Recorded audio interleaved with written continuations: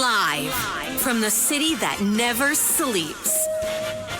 17 miles from Madison Square Garden, New York City. It's America at Night with Rich Valdez. America's favorite late night talk program featuring interesting guests from around the world and calls from across America. And now, here is your host, Rich Valdez.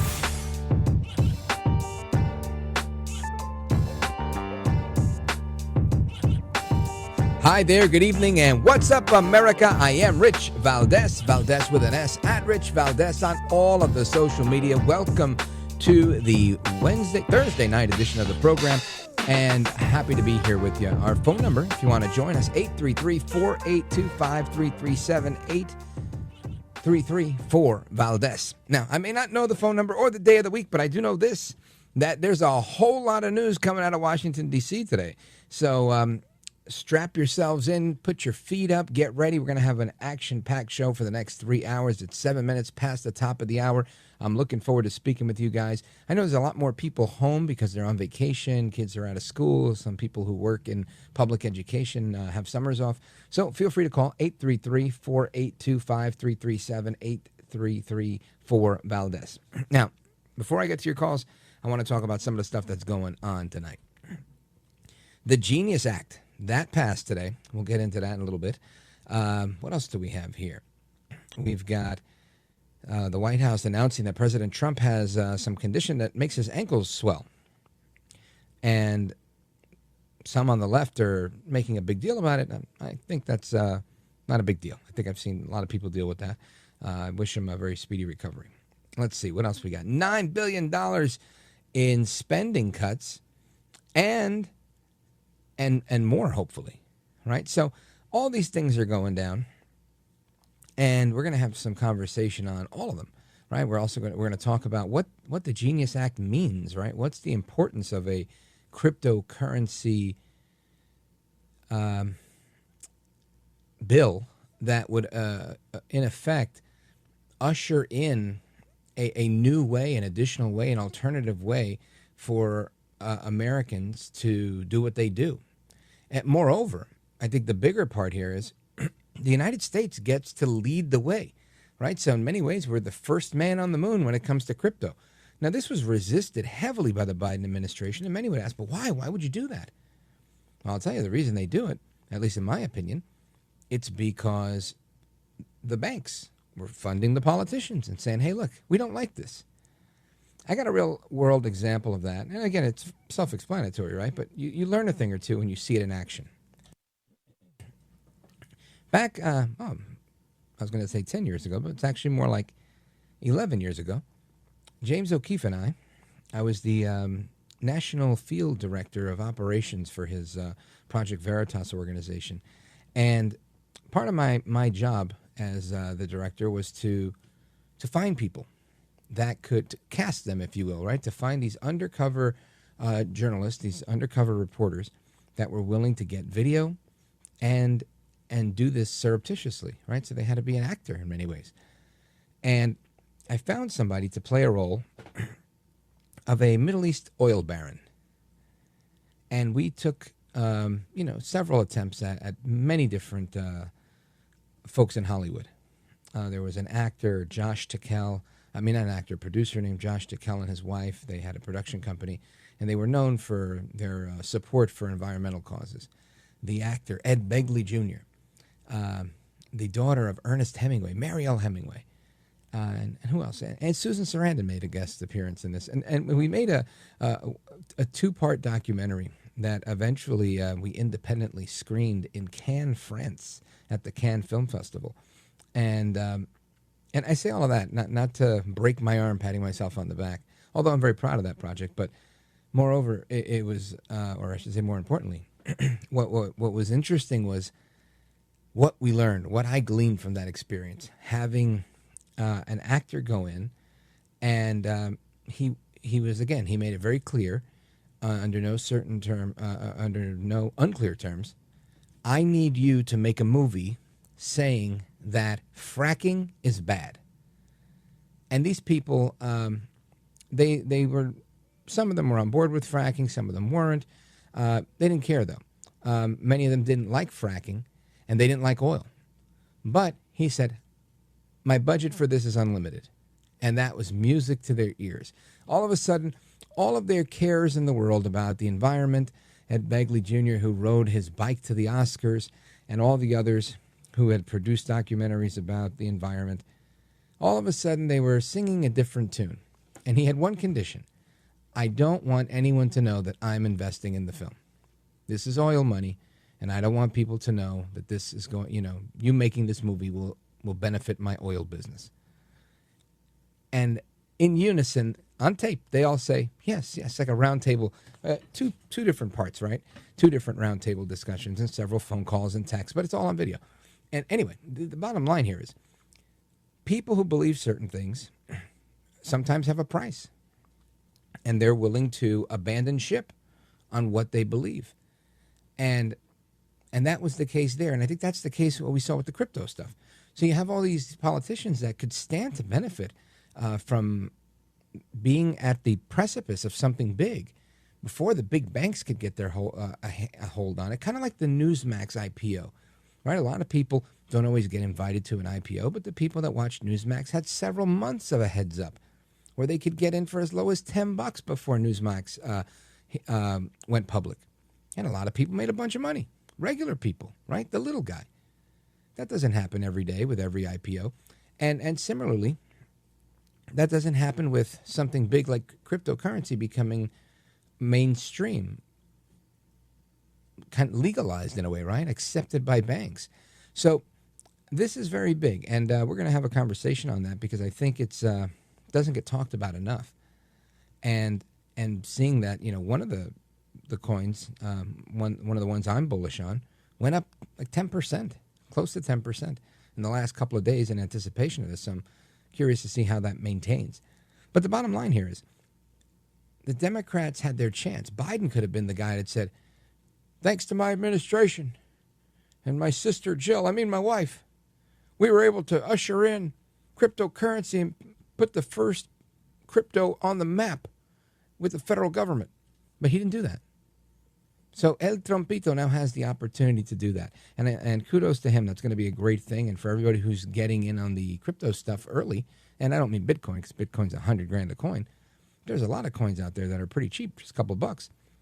You stand the opportunity to double your money, maybe triple. Who knows, right? It's a great time to be alive and a great time to invest. So we're going to talk about that. We're going to talk about what these spending cuts look like. With $9 billion in Doge cuts, that's very exciting. NPR finally defunded today. And this is an interesting thing because people always tell me, you're such a hypocrite. You don't like them. You don't want them. You're messing with their free speech. I said, I don't like them. And free speech, I don't care what they say as long as the government doesn't have to pay for any part of it. The government doesn't pay for any part of me. I say what I want. And that's kind of how I believe it should be, right? That's free speech. You say what you want, I say what I want, we all live. May the man with the best rhetoric win in the marketplace of ideas. And that's how it goes. And we'll talk about the marketplace of ideas and why there's guys like Moran Madmani, right? Or Zoran Mandani. Because now he's saying, yeah, I'd be okay with abolishing private property. Kind of like what Chavez and Castro and Mao and the rest of the commies like Stalin, it's what they all believed. So anyway, we're going to do some talking on all of that stuff.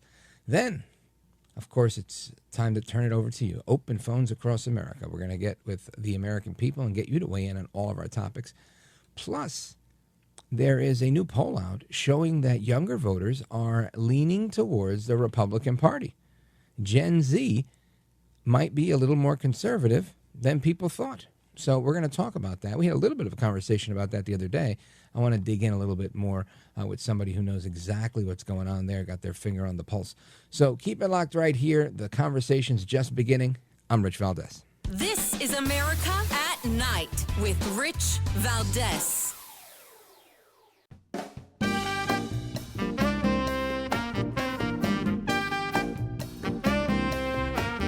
Well, thank you, Rich, and thank you for everything. I know you very well, and I listen, but I have a lot of people that listen, and they love your show, and I appreciate it very much. America at Night with Rich Valdez.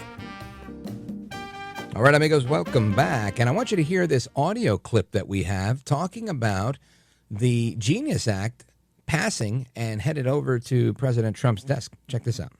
Hey, Carl. Yes, the House has now passed with really strong bipartisan support a measure that would basically say when a digital asset is a commodity, when is it a security. And this is the one that for the crypto industry, this is the number one priority for them. It's a wide ranging bill. It now goes on to the Senate. And look, there are concerns about the Senate's ability to get this done. There are debates between the House and the Senate in what the bill should look like. Also concerns about potentially getting Democratic support in the Senate. But what we just saw happen on the House floor, 78 Democrats crossed the aisle and voted with Republicans on that bill. That's relevant because the last time the House voted on a similar measure, they got 71 Democrats. So, and actually very strong bipartisan support.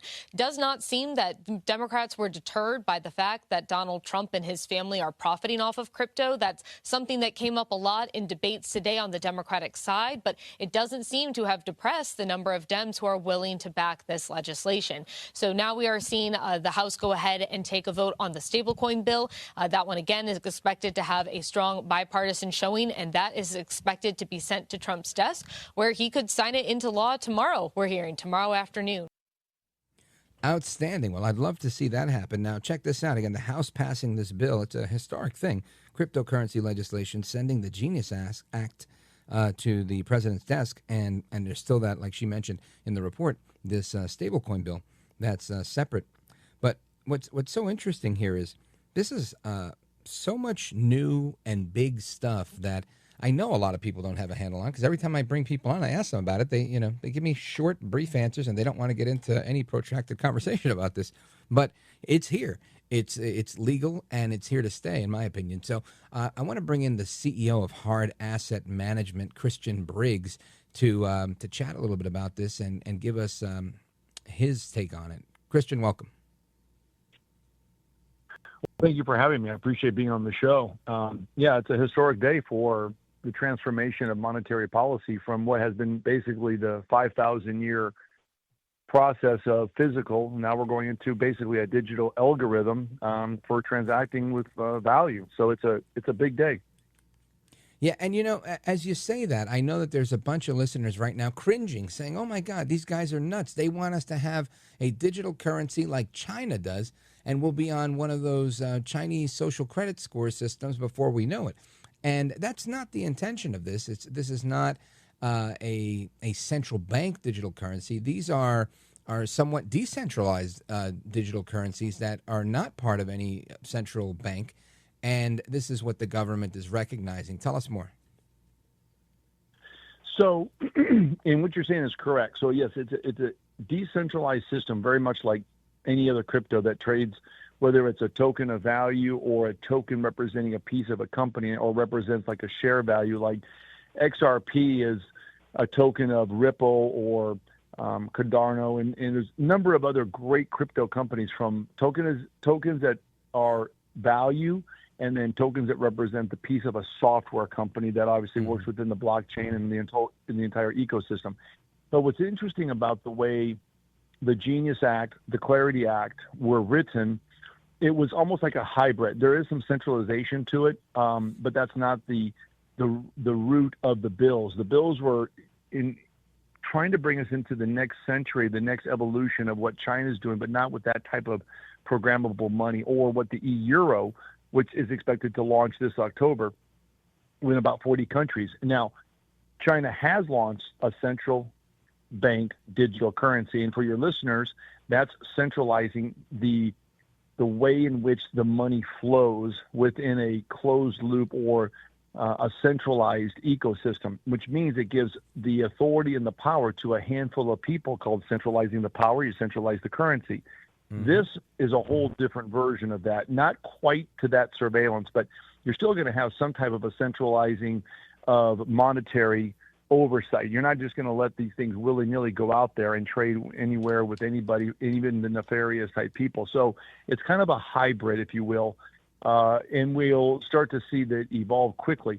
My guess is within 3 to 5 years, we're pretty much going to be a cashless society just based on the trending percentage of how many people use digital versus cash or check. Right. I think that's a really good point that you make. And to just restate my point, this is not the government introducing currency. This is the government recognizing digital cryptocurrency, which I think is the big distinction. And like you mentioned, China making their own currency. Now, on that front, we have a couple of minutes before we take a pause, but we'll come back. The currency you mentioned, this CBDC, central bank digital currency that China has, this was something that was a topic of discussion in America, and a lot of people, a lot of conservatives did not like the idea. I didn't like the idea. I don't want the government I don't mind if our government introduces crypto to the world and kind of legitimizes it here in the States, and therefore making it global. But I don't want them to do that solely to the dollar and not open up the market that way, because then all the control would be with the government, like you said, with a handful of people. Here we have blockchain, we have so much protection, and I think that's why people are excited about crypto. Would you agree? Yeah. So what the Genius Act, Clarity Act bring into the 21st century and how it kind of manifests itself into the leader of the ecosystem. The whole world is kind of like one big ecosystem. We're like a global trading platform. We're all kind of trying to position ourselves within the trading partners, China and the BRICS, so forth, and the U.S. and its allies. But the one universal thing is that you're still going to need something to pay for something. And as we know, the efficiency, safety of what has now passed I would say it's incredible, because for the first time in history, we're able to actually, in milliseconds, transact. There's no bounce checks, I forgot my wallet kind of thing. Well, if you've got your phone, there's your wallet. But here's the good and the bad. There's way more good than there is bad, and the bad is not that bad. But I'm still going to bring it up. Sure. You still got to remember, as much as we like to think the government is not going to be fully intrusive, if you read the Genius Act, there is going to be federal oversight, federal regulatory rules surrounding any of the people that might have the ability to get a banking license or some type of a charter, because it's about third-party custody and custodial. So you'll have self-custody here in the States. There are some limitations on cross-border transactions, but not that much. But they're still going to monitor and where which all of those stable coins are purchased. And the stable coin is going to be not just beneficial from a transactional standpoint like XRP, it's also going to be very beneficial from shoring up our short-term treasuries, try to bring down those interest rates by having an increased demand for the stable coin that's attached, or it follows the treasury, the short-term treasury market. And that could be huge for us to bring the rates down without having necessarily to keep, poking Powell in the eye and demanding lower rates. Good, better, and different. Exactly. This is a leverage play that's legitimate, that is actually economically beneficial, and you're doing it the right way. Outstanding. Christian Briggs, stand by. We're going to come right back and continue our conversation with Christian Briggs, CEO of Hard Asset Management, and me, Rich Valdez.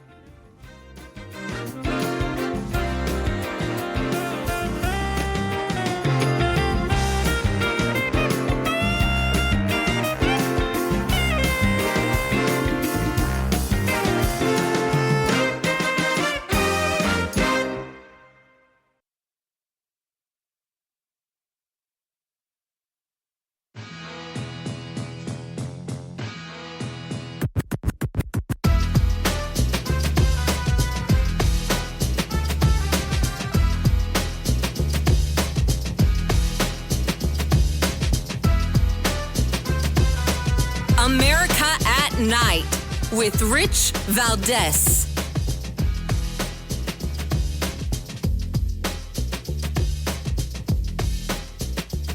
There is some political wrangling going on, but it looks like the Genius Act stablecoin bill moves forward. Why is it important it does so? Hi, Ed. I think Genius Act is basically putting a basic structure of what stablecoins should have already been a long time back. The stablecoin bills or the Genius Act actually provides any companies who are doing stablecoins the rules and regulations around how to really release them, how much collateral do you want, what sort of underlining transparency and accountability associated with it should be there. And I think those are the things which companies like Circle were always watching. But putting a standard structure would help a lot of fintech companies, like whether it's Square, Block, or a bunch of other bunch of other financial companies to actually release it in a right way. We've been asking ourselves, when this bill passes, what happens next? And the hope from your industry, as I understand it, is that there's just going to be much wider use of dollar-denominated digital tokens, dollarization, as David Sachs would call it, and has done here on this program. Yeah. Is that what you're hoping for? Yeah, I'm hoping for three different results. First, we have to understand that more stablecoin, especially in US denominated, is going to have adoption. You are actually creating a soft power around US dollar. Beyond the $1 trillion deficit, which we already had, or the debt, you are actually making a more US-pegged economy in the world, which is really big for US dollars and the United States governments. And I think that's why President Trump is really pushing for it. Secondly, it does legitimate everything around crypto with respect to USD denominated currency. It will give a big hype for the prices in Bitcoin, Ethereum, and all the other stuff which we are looking at denominated in USD. So that's a very big one. And third and most important is for a normal, regular customer, very Web2 customer, as we say, would actually start understanding crypto adoption using stablecoin and would be a very comfortable segue into crypto. So I do feel like not only for the industry, but as a country, it's a very big win. All right. So according to that report, and again, that predated the House passing the Genius Act, but the stablecoin still has to continue to do what it's got to do. And of course, the president has to sign these. So I want to bring back our guest, Christian Briggs. You heard the report. I agree with the back and forth that we were listening to, that there's still some work to do. I want you to take a moment to help the audience understand the importance, the significance of having a stable coin that is, I'm going to presume, going to be pegged to the dollar.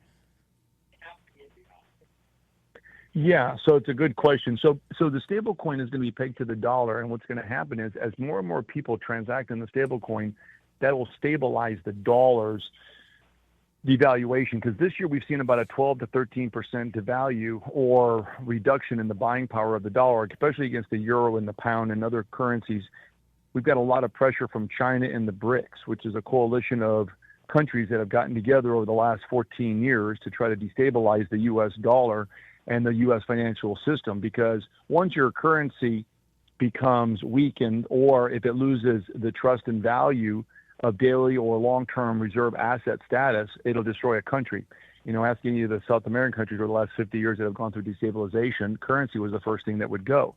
So the stable coin is going to be purchased. Trillions of dollars will flow into stable coins that will stabilize the demand or sometimes the lack of for not only dollars on a daily transaction, but as a reserve currency status. And number three, which is really important, it'll stabilize short-term treasuries and even maybe get the markets to buy the stable. That would then bring down the treasury values or the interest rates to the values, and that could legitimately, without having to keep putting pressure on the Fed to cut rates in kind of a quasi-inflationary markets that we're seeing right now. Tariffs having a little bit of inflationary pressure, but just overall demand. I mean, we do have a very strong economy, certainly in the top half.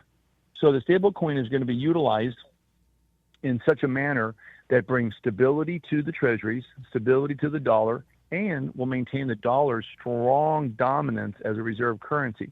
But here's also something that's interesting. They do call this a PAX stablecoin. There's been talk in D.C. about PAX. And for your listeners, a PAX is defined as a stablecoin that's backed by some measure of gold. Now, the U.S. government under Trump's second term here has been buying a lot of gold. So don't be fooled about Fort Knox. They're not going to audit it yet. But I have a feeling that there's a lot more gold being purchased in the last couple of months. And don't be surprised if some point, maybe not this year, maybe next year, as we stabilize and we start to evolve in with this new type of monetary policy and the way we transact on both the domestic an international level is that they back it with gold. So for many people who may not understand buying stable coins because it may not fit in their everyday investment portfolio or their business model, because it's not going to fit for everybody, eventually it will get there. But in the interim, don't be surprised if you see gold somehow stabilizing the stable coin as what they call a PAX coin. Right, and I've heard about using precious metals to peg it to the dollar and to precious metals. I've even heard some people saying they'd like to. There's speculation about pegging the United States stable coin to precious metals that we have. I just don't know how much mining we have and how that would be calculated. Have you heard about that? No, I have not heard a lot about how they're going to peg it, but I will say this. If we go back to the traditional gold standard, I don't think they're going to recall gold from the pocketbooks or the safes, the safe deposit boxes of the American people like we did in 32 under Roosevelt. Right. And then Nixon took us off the gold standard, of course, August of 71. Gerald Ford allowed gold ownership again outside rare gold coins in 76. I don't think we're going to go back on a standard of that type of gold. But I do think that there is being, and it's very high level consideration, that we do bring gold back into the equation. We back the stable coin, or certainly you're back, because when you back the stable coin that's backing the dollar, that trades in the same measure, one for one, you can back the dollar with gold by simply creating a gold-backed stable coin. And they're doing that now in China. China does back a certain percentage of their Chinese, and it is a full-blown central bank digital currency. It's a programmable, it's total surveillance, it's totally a centralized ecosystem, which means they've got the total authority to turn it on or off, which is not what we're talking about here in the U.S. And my hat's off to both Senator Tim Scott, Senator Bill Hagerty of Tennessee for the Genius Act. And then on the House side, they did shore up some language within both the Clarity Act and, of course, the Anti-CBDC Act, which was monumental to ensure the viability of these acts and to ensure that no future administration comes in with, as bad actors. And we saw Joe Biden, one of the most corrupt administrations in U.S. history, who did try to expedite, expand, and ultimately put the CBDC on the street as fast as they could. Had Kamala won, there's no question it would have happened this term under her first term in these 4 years. So you have an incredible Congress that worked directly with President Trump. And of course, Scott Bessent, one of the great Secretary of the Treasury, did a fabulous job to put all this together because it was very complex. And to show how important this was, we've never seen this kind of bipartisan support from the Democrats. And think about that. You had a ton of Democrats both in the Senate as well as the House, because remember one thing, evil doesn't know boundaries. They don't discriminate. And some of these Democrats realize that this was good for the country, but good for themselves, because you never know down the road that the person in that Oval Office, in that chair, behind that resolute desk, may not have the same conservative values that we hold so dear that this country is founded on. So this is going to usher in a whole new way of which to transact. It's going to put us on center stage on the global trading platform. And I think that's going to be incredible for our GDP. And as Trump said, when you like to win, we're going to win big. And I think this is going to be one of the biggest winning applications and legislation that's been passed, probably at least in my generation, certainly in the last 40 to 50 years, if not longer. Christian Briggs, I want to ask you a question, and in many ways I think you've given me a good part of the response to it already, but just for the sake of clarity. With a stable coin pegged to the dollar, with a stable coin pegged to gold, the United States, in my opinion, is kind of fortifying the dollar. How does that position us against BRICS, who's been trying to come for our lunch for the last several years? Wow, that's a great question. I have not been asked it quite like that, but that's a great question. So let me try to make it in very easy to understand language, and that is this. China and the BRICS nations, and any of your listeners can look up, it's a coalition of 11 member countries, 11 member countries. There is a total of 10 partner countries. And just so you understand how big they are, and how important this bill of all these three bills were, the BRICS nations stand at about 60% of the world's GDP, about 60+% of the world's population, because India and China, there's 3 billion people right there, are part of it. And then, of course, you got Russia and so forth. And Brazil, there's 300 million almost. So when you start to look at the enormous size of BRICS as a whole, not just China. We always say China, China, China. It's not China. China has allies. In 2000, they had 12% of the world's trading partners locked up. Today, they have 80%. Doesn't mean that's exclusive, but it certainly means that they made inroads in order to be able to grow their financial worth. And the BRICS have brought that really to a very large, you got to give them credit. I mean, we did not watch this like we should have, but that's okay. We are now. So what does this mean? There are two things that are going to happen in the next 2 years. China has already approved their stable coin. They're doing the same thing. They're getting it gold backed. We're moving forward, but you got to keep your eye on Europe. This is going to be an interesting next couple months. So Europe, the European Union, the IMF, which obviously is basically that works as the central bank for Europe. They are the ones who do the budgets and like the treasury of the European Union, if you will. And they're going to be launching a central bank digital currency called the euro, electronic euro. It's nothing more than a communist, as Congressman Warren Davidson said so eloquently today. CBDC is nothing more than a communist way to control the masses by controlling their money. There's no question. He's correct in every part of that. So Europe's launching theirs, and right now it's scheduled sometime in late October. As of right now, it's still moving forward. It may be delayed or it may actually speed up. It's in beta right now since April, and they've been working on this for years. So the question is going to be, the BRICS and Europe have in some way, shape, or form partnered together, anticipating if Trump did win a second term after Joe Biden, the tariffs would be installed. They would be pressed against them. And so they took measures and steps because China remembers what happened in 18 when the tariffs hit them hard. They were basically willing to do whatever it took. Fast forward 7 years later, they're not as stupid anymore, and they remember what happened. So this was so needed, and what the House did in the last 2 days is that they made some extra language changes, again, in the clarity and the anti-CBDC bill to ensure that in the future, if another administration decides they want to go centralizing on all this kind of digital currency, that it would be extremely challenging to do it without massive amounts of buy-in from the entire Congress. So not only did the Genius Act get written in such a way, they put a wrapper around it. Think of a big safe at a bank. Big safe door, you shut it. But you know what? We're going to do another big safe door around that safe door. So the anti-CBDC, what happened was that act, that bill, wrapped around the clarity and the genius to ensure that we don't end up like China, which is communist. But going back to your original point, the BRICS are nothing to sneeze at. If they were, President Trump would not be imposing the tariffs. He would not be working as diligently and hard as he could. Just to add, I think he wouldn't be moving so quickly and aggressively with this and the legitimizing crypto, because it kind of, all the pieces have to fit together, I think, in order for us to be economically strong, right?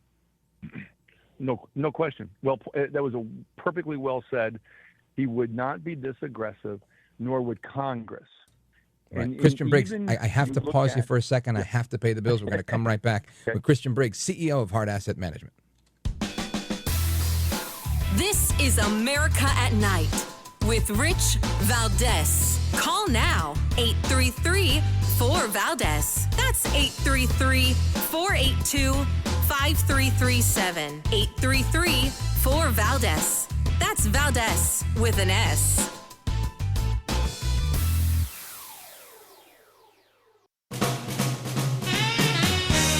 Rich Valdez, who again will do a fine job, but I know you'll enjoy listening to him. This is America at Night with Rich Valdez.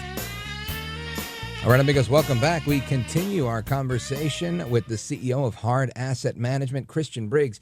And we left off, you were putting a finer point on the notion that we have to do what we're doing at this point because otherwise we're kind of out in the wind. Well, pretty much. Look, there's three elements to the way things are going right now within the United States. One of them is we're being left behind. If you go back to the early 70s, we had about an 80% participation every day. The dollar was the lead transacting currency. We're down to about 48 to 50%. It does fluctuate a little bit. So we saw what was ultimately going to be the demise of the dollar. Not just the value has dropped by 98% in the last 60, 70 years. It's not just about the value. It's about the usage, which can create the devaluation. So we needed this to shore up the dollar support. In other words, what we did was we put a foundation of concrete under the dollar. What President Trump did, Senator Hagerty, Warren Davidson in the House, they all basically said, we can't have this happen, okay? So then two, we have a debt. We have a massive debt. So this is going to increase demand for short-term treasuries, bring down interest rates, lower the deficit spending because we're going to have less money being paid on the debt through interest rates. And then the third thing is to bring that reserve currency status back up and the reserve currency transactional assets, because there's difference. One is a reserve, as the dollar is not number 1, 2, or 3 anymore in reserve currency assets on the books by countries or individuals. But it is number 1 still in daily transactions. So this is going to shore up the asset, make the dollar more prominent on the top 5, because right now it's the euro, gold, and some local currencies. And then 2, it's going to bring down interest rates so we have less deficit spending so we can tackle the debt. And well, listen, if all of that stuff happens, if all of that happens, tackling the debt and all, that makes the dollar probably stronger than it's ever been. Well, yeah, and what Trump did was he put a mechanism, he put an asset in the line of good fire. Let me explain to you real quick before we go here. Sure, we got about a minute. Unleashing $9 trillion. Okay, well, there's $9 trillion in savings, 401 savings account, deferred accounts. We'll call them deferred tax accounts. $9 trillion. He's about to allow $9 trillion to go chase crypto.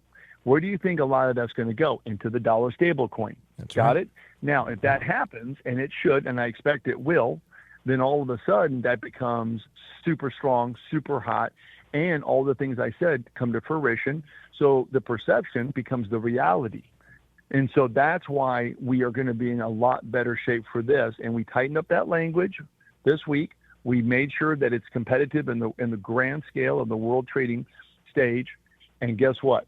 Watch what happens now to interest rates come down, and watch what happens to the middle class. You're going to have so many manufacturing jobs come back to the U.S. because it's going to be an economic boom. Christian Briggs, I got to stop you right here because it's time for me to go again. But let everybody know how they find you. What's your website? Okay, website, real simple. BMC, Bravo Mary Charlie, BMCham.com. But please follow me on X. It's BMC_HAM, BMC_ham. And I post 3 or 4 good daily things kind of about this subject and other ones. But Perfect. This is a win for the country, and it's going to be a great day. Well, we're going to continue this conversation another day because it's not going anywhere. We still have to get the stablecoin side, so we'll have you back for that. Christian Briggs, you're a gentleman, a scholar, and a patriot. I appreciate it, sir. Thank you for having me. I really appreciate you guys, too, for a great show, fabulous show. Thank you so much. Thank you. God bless. Amigos, it's Valdez, and we're coming right back. This is America at Night with Rich Valdez.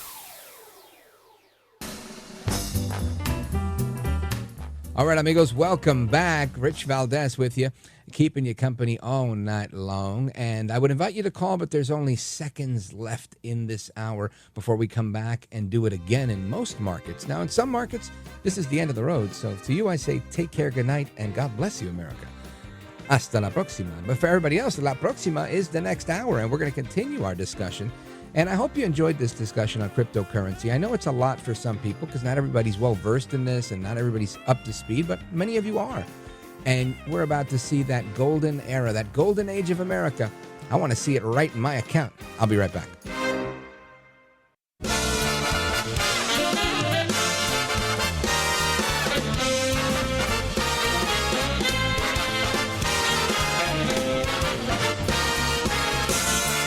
Live from the city that never sleeps. 17 miles from Madison Square Garden, New York City. It's America at Night with Rich Valdez, America's favorite late night talk program, featuring interesting guests from around the world and calls from across America. And now, here is your host, Rich Valdez.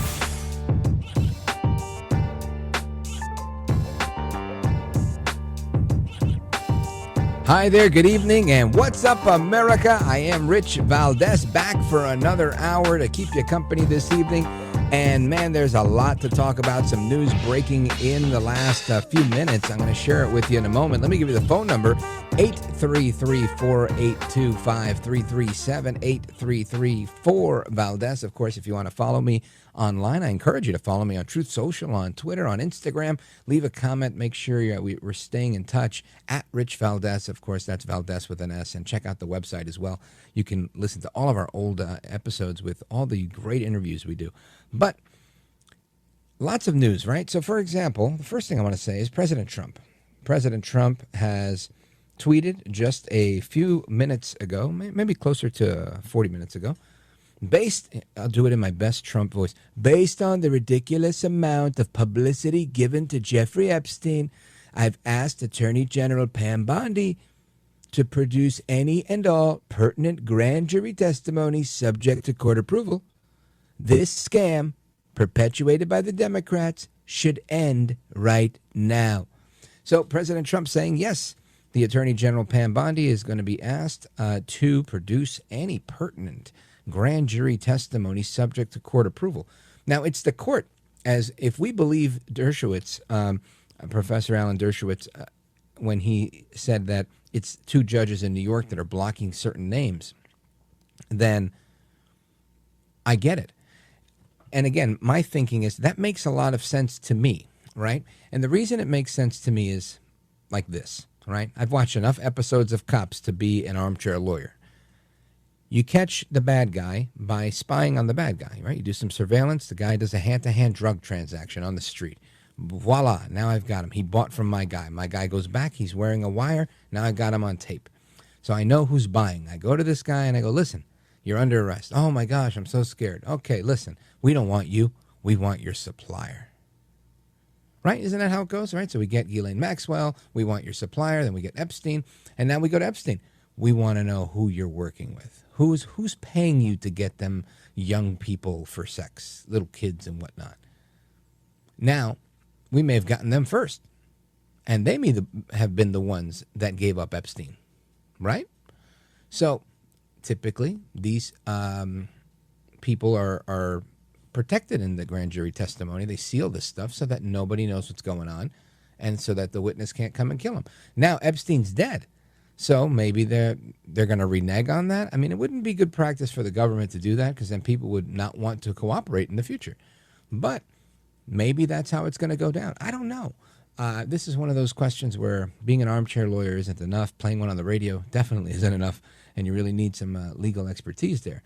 But President Trump now asking the Attorney General to release the grand jury information that's pertinent to put this to bed. And Caroline Leavitt also weighing in on this today as well. Listen to this. Has the White House been directly in touch with some of the MAGA influencers that are still not satisfied with the administration's handling? And has a message to them been similar to what the president has said, which is sort of either let this go or we don't need your support? Well, look, the president and this team are always in contact with the president's supporters with voices of many kinds on both sides of the aisle. I think that's part of the reason this president is a great president, because he's willing to listen and hear other people's perspectives. But ultimately, he has led this country not just over the past 6 months to historic success, but also through his first 4 years as president. And as the leader and the creator of the MAGA movement, he has led through these perilous times for our country based on instinct and in the best interest of the country. And as I always say, the American people should trust in President Trump. Trust in President Trump. I think the American people are happy to follow suit on that, because I think it's in God we trust is our motto. But moreover, I think we have a president who recognizes, right, that God is still a thing. Constantly giving credit to God, especially for still being here after being nearly shot in the head and just quickly moving to look at that what does he call it? That big screen, that big, beautiful screen. Man, what a story. I mean, what a time to be alive. Kudos to El Trompito for still being here, right? Thank God for that. But I'm curious to see how this happens tomorrow. Will Pam Bondi release this information? Does she have the power to do that? Can she write a letter and say, I demand that you give up this witness's name? And does that work that way? I don't know if it does, right? I really don't. Even if this guy's dead, what if somebody else wants to avenge his conviction, the Jeffrey Epstein conviction, and say, you know what, this is the guy who ratted on Epstein? Forget about it, right? Even if they were a bad guy themselves. And again, I think the government does this pretty regularly, where they go ahead and do that. So I don't know. But I realize that the problem isn't going away, but there's a million different things that people are upset about. And this just happens to be one I just don't care that much about, right? I care about the results, and I think the results are there. It's important to note that Jeffrey Epstein was arrested during Trump's first term, right? Trump oversaw that stuff. That was something that happened on his watch. He got the main bad guy, right? He got this enterprise to end. So that's good news, in my opinion. Now, I say I don't care a lot. I don't do that to tick people off.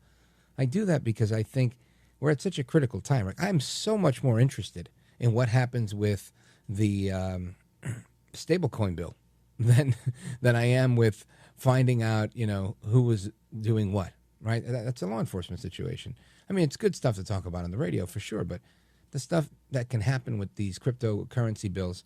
And the fact that all this huge cutting that we've seen through the Doge cutting that we saw today, these things, I think, can change the future for our children in this country.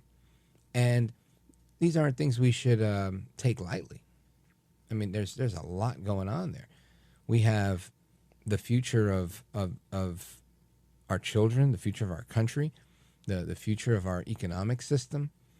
We had a very intense conversation, right, regarding stablecoin, regarding moving forward with a United States digital coin that will be pegged to presumably the dollar and potentially in the future gold.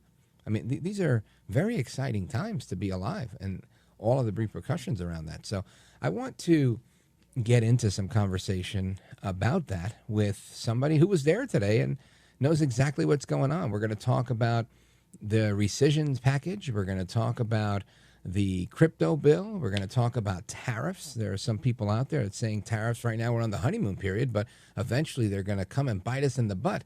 These are the same people that were saying that they were going to break the economy. And look, the economy is it continues to grow. So I want to talk to somebody who knows what's going on. He's the congressman for the 8th District in Florida. Mike Haridopolos joins us straight ahead. This is America at Night with Rich Valdez.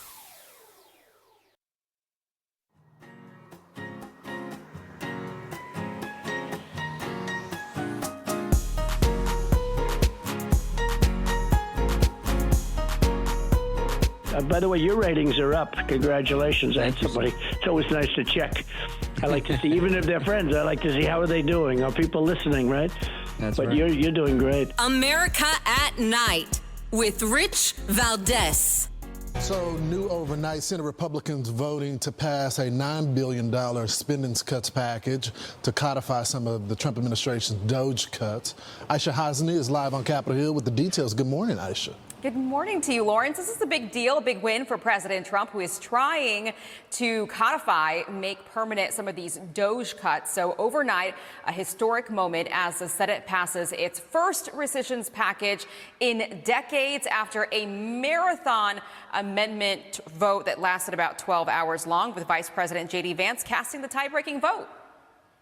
On this vote, the yeas are 51, the nays are 48, and on this vote, the bill is amended as passed. All Democrats who were there voted no. 2 Republicans joined them, moderate Susan Collins and Lisa Murkowski. Collins had problems with the package, saying nobody really knows what program reductions are in it. Murkowski apparently just didn't like how the Senate is working right now, going from a reconciliation bill to a rescissions package. So this bill claws back $9 billion in foreign aid and public broadcasting that's already appropriated by Congress. So that cuts funding for NPR, PBS. However, the bill exempts $400 million for PEPFAR funding. The White House agreed to remove the popular AIDS relief program from the package. Here's Leader Thune. You know, our country is $36 trillion in debt. We can't keep doing the things the way. $36 trillion in debt. Senate will be in order. In debt. We can't keep doing things the way we've been doing them. 0.1% of all federal spending. But it's a step in the right direction, and it's the first time we've done anything like this in 35 years. First time in 35 years, $9 billion clawed back through the Doge cuts.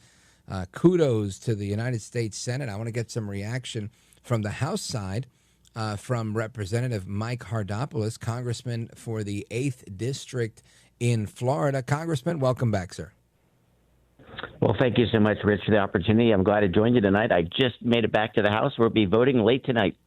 Oh, excellent. So give me the scoop here. How's it going? Is it, you guys, a lot of infighting? Is everybody on the same page? Do you expect any surprise upsets? I think we're going to do quite well tonight. I think we'll have the rescission vote in place. We'll reduce spending by over $9 billion. Long way to go, no doubt, but it's just smart. We looked at some of those Doge cuts. These are what I would call the low-hanging fruit from the Doge cut issues. We're moving forward to say enough is enough. Let's start spending money a heck of a lot smarter here in Washington. And I think, as you had mentioned earlier in your show, of course, we had a big victory today also talking about how we're going to regulate and activate the stablecoin and blockchain market and bring it back here to the United States. This is a very big deal. And again, from my perspective, and I'll share what, my thoughts, and you can disagree with me or like or give me your thoughts. But I look at this creation of, I shouldn't say creation, but this acceptance and acceptance is the word I'm going to go with, of digital assets and creating a stablecoin for Americans to be able to use that is eventually going to be pegged to the dollar, and some speculate that'll be pegged to gold. I think this is a true game changer and a true opportunity for regular Americans to build wealth like they haven't seen before. Do you think I'm pie in the sky dreaming when I say that? No, I think, Rich, you're right on target. And the one thing that could undercut it, only one thing, and that's CBDC. We cannot allow the federal government to create it like they did in China, which could limit what you can spend your money, let alone expire money. As long as we put that provision in to make sure there is no CBDC or central bank digital currency, and we make this, in essence, third-party operations, where you choose to invest where you choose to invest, that stablecoin market is smart. And with the blockchain, because everyone thinks about Bitcoin, right, when they think about crypto, Bitcoin's one element, but the real issue here is, it seems like you clearly get it, is the idea that the blockchain is going to change the way we do business, that digital ledger, to make sure it's not only correct, but it reduces the cost of transactions. That's very important as we change the marketplace and we bring all that capital that's being invested in blockchain and stablecoin, et cetera, we bring that here to the United States instead of places like El Salvador or UAE or Singapore, let alone the EU. This is where America can make the markets and we can become the true financial hub once again. I think that shouldn't be understated. And I'm not saying that you understated it. I'm saying I think we should echo that. Yeah, I agree with you, yeah. America and Americans need to understand, at least from my perspective, when it comes to the military, we're top dog. Right? When it comes to the economy, we're top dog. When it comes to a lot of things, Americans are top dog. Some are good, some are bad.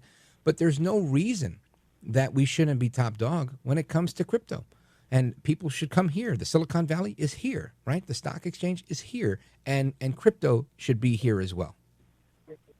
I completely agree with Rich. And the reason why what was happening the last 4 years is that the Biden administration wouldn't put out simple rules to say how it was regulated. And as you know, if you don't have common sense rules in place or regulations, the money flows elsewhere. When you don't offer certainty and stability, the money flows elsewhere. It's the very reason why we did the big, beautiful bill, because we wanted to offer people a static tax code where they know what their taxes would be, whether it be if they're an individual or a business.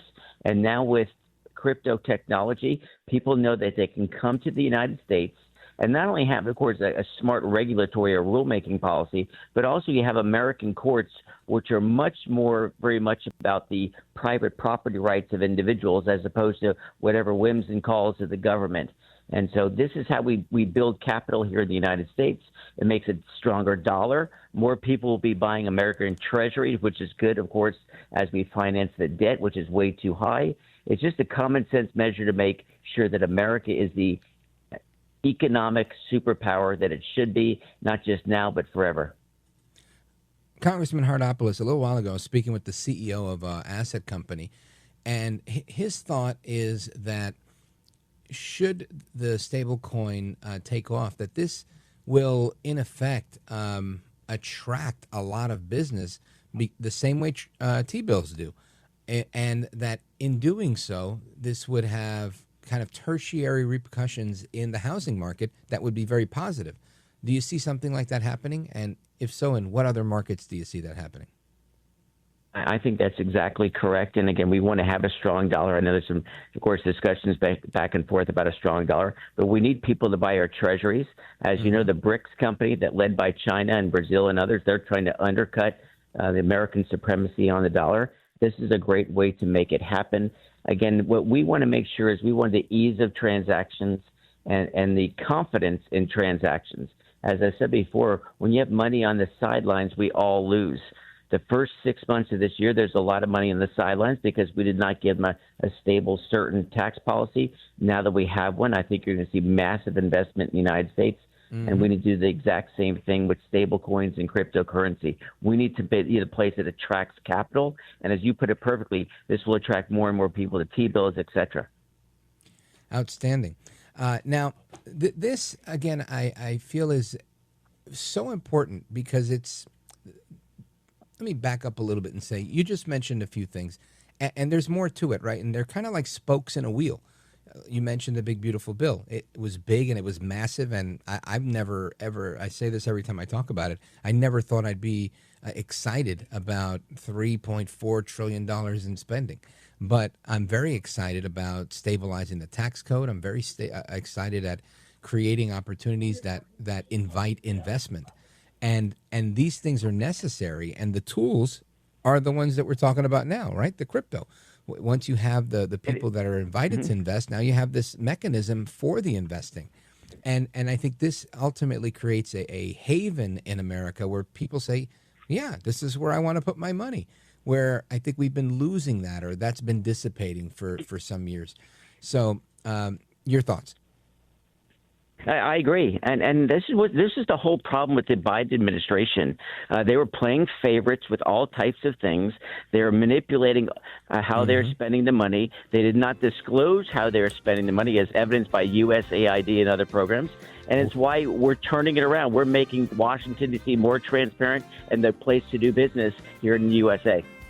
Well, stick with me, Congressman. We're going to continue. I want to get your thoughts on stablecoin and a couple of other things. So, folks, we're coming right back with Congressman Mike Haridopolos. He's chair of the Committee on Science, Space, and Technology and the whip on financial services. And he's coming right back with me, Rich Valdez.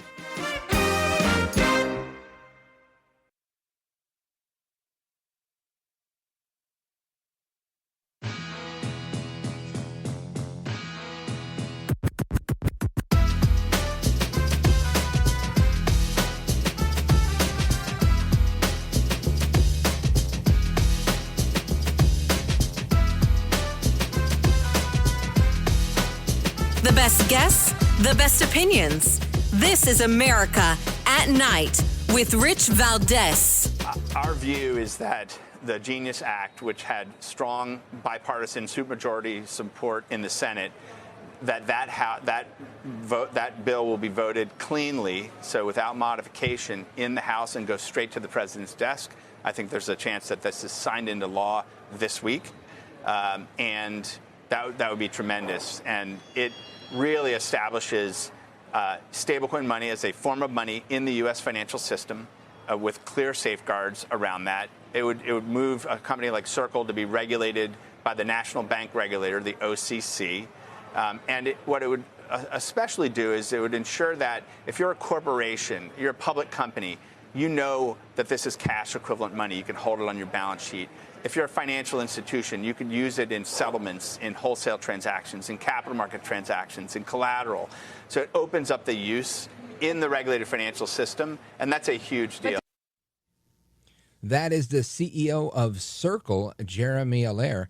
And I want to bring back our guest, Congressman Mike Haridopolos from the great state of Florida, 8th District.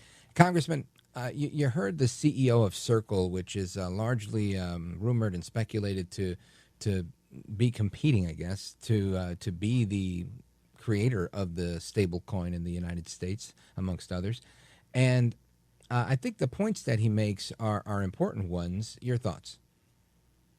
Well, first of all, the good news is he's going to have competition. That's the video. Yeah. That's why we don't want central bank digital currency where there's a monopoly like they have in communist China. Competition is what's best for the consumer, where they're going to look at all these different stable coins. They'll be in the marketplace, and people decide which they have the most confidence in. But the good thing about stable coins, it will be backed by the dollar, maybe potentially, as you said, some type of precious metal. But that said, it'll be dollar-backed stable coin. And let me give you a little analogy that I like to use, and I hope it's effective, is when you go to a casino, you don't put dollars on the table when you're playing poker or blackjack. You get a chip, knowing full well that when you turn in that chip, the same value is worth it, right? When you turn it into the house to get your money back. Same thing with stablecoin. You're in a scenario where you're using that to, of course, make transactions more simple. And then when you're ready to, quote, cash out, if you choose to, you know that the value is still there. It's the brilliance of this move. But the second part of this is also equally important, and that's the thing what we call the Clarity Act, to make sure that it's regulated by the correct federal organization. He talked about the OCC, but when you talk about this overall business, you want to figure out if you're regulated like a commodity or if you're regulated like a financial instrument. Again, what I talked about the last few minutes, the Biden administration did nothing, and thus no capital, no investors came to America, and they went to other countries. This new legislation we should pass next week will say, no, the good old USA, America first. This is where you should make this market happen. And you'll see billions, if not trillions of dollars flood into America because they know it's the best place to do business. America is open for business. Congressman, I want to switch gears a little bit and to a tweet, a post on Truth Social, President Trump tweeting a little while ago, saying, based on the ridiculous amount of publicity given to Jeffrey Epstein, I've asked Attorney General Pam Bondi to produce any and all pertinent grand jury testimony subject to court approval. This scam perpetuated by the Democrats should end right now. What do you think? Well, first of all, you see the hypocrisy of the Democrats. For 4 years, they had all the power. They had the Justice Department at their disposal. Now, suddenly, they're interested in the Epstein case, trying to pressure Republicans. Second of this is, look, I believe in transparency. You and I have had many conversations now. You know my style. It's very transparent and very honest about the way you ask me good questions. I'll give you my opinion. That's how the government needs to operate, is we need to be more transparent. If they close the book on the case, show us what they would have shown the grand jury. It makes sense to me. I'm glad to see the president moving in this direction. I think it's common sense. Let's get all the information out there. And clearly they have nothing on the president because they had it. Obviously, they would have used him against him back in 2016, let alone 2020 or 2024. So, look, you let the cards fall as they may, and we'll have to see what comes out. Yeah, I agree with that. And I think it's also interesting that on many occasions, President Trump has been accused of outsmarting the media. And there was a time where he couldn't get him to talk about Epstein, and now all they want to do is talk about Epstein, at least on the left. So I wonder if that was part of his overall strategy. Who knows? Well, he is a master negotiator, and the best part about this, Rich, and again, you and I've talked a few times. I love the fact that we made certain promises during the campaign, whether it be on cryptocurrency, whether it be on the tax code, whether it be a whole variety of measures from the border on down. We're backing up what we talked about in the campaign. Now, not everybody likes those answers, but that's what we pledged to do if in power. And we've been given the trifecta. That's exactly what we're going to do, and let the cards fall as they may. I'm optimistic about next year's election, but I ran on issues, and I'm pleased to see that Washington, D.C. is finally working again. We're passing legislation. We're getting this done, and the president is using the bully pulpit and his power, candidly, to move the ball. Congressman, former National Economic Council Director Gary Cohn was on CNBC today, and he was saying that there's no free lunch when it comes to tariffs. Right now, we're raking in billions, but eventually the consumers are going to bear all of the cost. And, of course, I think this is always the argument, even from people on our side, that's the case. However, I think what we've seen here is the way President Trump has kind of positioned this and allowing the markets to truly be free. You've got people like Apple, or not people, but companies like Apple and GE and others that are saying, dang, if we don't play ball, we're going to miss out on that market, similar to what we're seeing right now with crypto. So do you think that ultimately these people continue to eat the cost, or do they one day wake up and say, no, you know what, you're going to pay the 30%, screw you? Well, look, I think we're all fortunate right now that tariffs are working, right? We're getting revenue off it. We're not seeing inflation to any major degree at all, especially in contrast to what all the economists said would happen. We literally had the Fed board chairman in front of my committee, the Financial Services Committee, just 2 weeks ago. And he said, look, so far so good. We're going to have to wait a few more months to see how it all plays out. But right now the inflation numbers are pretty static, which is a good thing. And I think all the president wants to do is to find true, fair, free trade. As you know, the other nations tax us at a much higher rate than we tax them in the transfer of goods. And I think he's just negotiating to say, give us a level playing field and American workers are willing to compete. And until we get that, we're going to tax you until you submit, because we're the market that everybody wants to play in, not just on crypto like we talked about before, but on the overall market, because we have the biggest spenders in the world. Yep, really well put.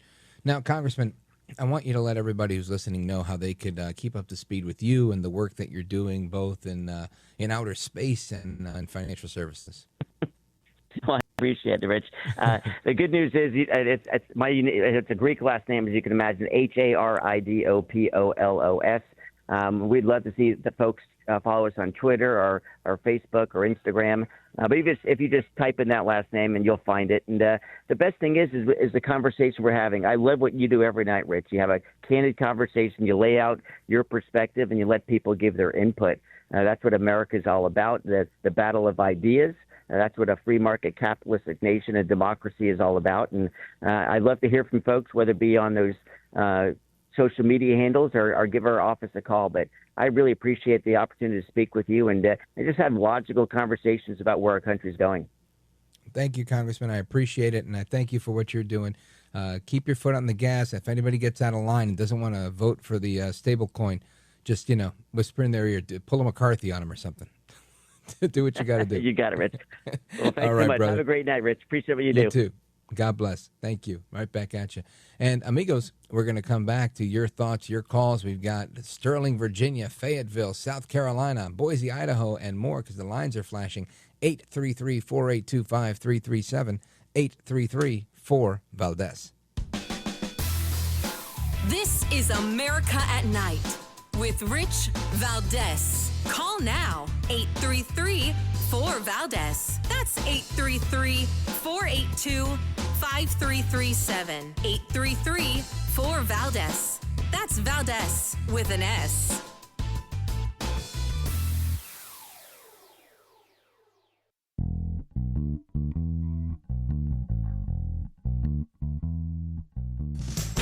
Listen, I like your show. It's the best night show there is. I think you got the best spirit, the best emotions. You're real. You're really a good guy. America at Night with Rich Valdez. All right, let's go to the phones. 833-4-VALDEZ. I want to go to Preston. He's calling us from Fayetteville, South Carolina, WTMA. Go for it. Hey, can you hear me all right? The world hears you, brother. Hello, Rich. With the Triple X Truth, man, you're not running a still, but you got a good handle on it anyway. Brother, when Trump did what he did, man, I was just like, dude, I'm a Navy veteran. I did final deployment on the Enterprise. Well, thanks for your I service. was like, bro, thank you for that. I was just like, bro, I knew the COVID was a fraud. I knew this stuff before you did, Trump. I've had your back every single day for this, dude. And at first I didn't even know who he was. Like, I bought the art of the deal, like, when he started running, and I'm like, dude, this is like an American dude. Like, I had no idea. It's a rich guy, cool. He built this, people call it a phallic symbol in Las Vegas. Whatever, I didn't know who he was. But I'm just like, okay, this is not about, and this ties in with what you were talking about earlier and all of this crypto stuff. So, like, you go back to JFK. JFK had the silverbacks 6 months before he was deleted. And we've been trying to figure out what happened ever since. And it's not like, we're, some kind of, and I understand why Trump's upset, because there's so much stuff he's doing great, and we love him for that. But the thing is, it's like, dude, we are not your enemy. And the thing is, like, I would re-enlist today, dude. Just to serve under him. My third ship, I filed this FBI report a long time ago about, like, Obama creating ISIS using my third ship. And nobody did anything for it forever. That was, like, from back in 2015. Nobody cares about that. Well, and this is a point that I bring up a lot. Let me share with you, Preston, is that a lot of people don't care about a lot of stuff. Something I've learned along the way. I get, the good fortune, I get to talk to guys like you. I get to talk to people when I'm outside. And I go different places. I meet all sorts of people. And it's so interesting to me. Some will bring up one thing. Some will bring up another. And I'll talk with a lot of people. And ultimately, at the end of the day, I come to the consensus that, I figure out what is the main story? What are people really talking about? What really matters?